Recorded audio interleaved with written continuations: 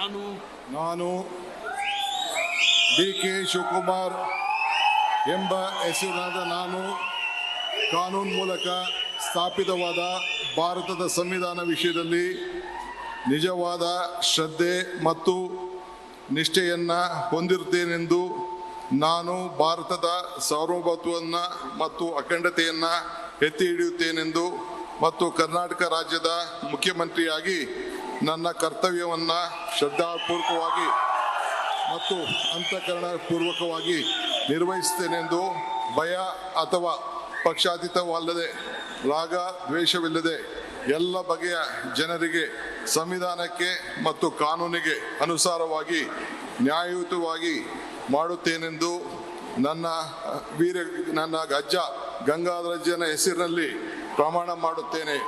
ಶ್ರದ್ಧಾಪೂರ್ವಕವಾಗಿ ಪ್ರತಿಜ್ಞೆಯನ್ನ ಮಾಡುತ್ತೇನೆ. ಮಾನ್ಯ ಮುಖ್ಯಮಂತ್ರಿಗಳು ಈಗ ಪ್ರಮಾಣ ವಚನಕ್ಕೆ ಸಹಿ ಮಾಡಲಿದ್ದಾರೆ.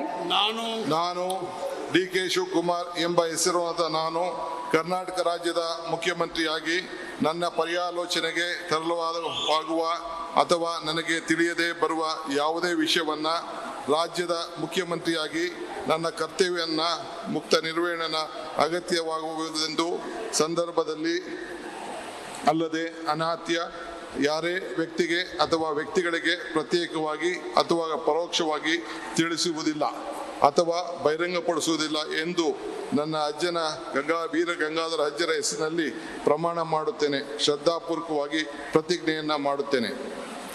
ಧನ್ಯವಾದಗಳು ಸರ್.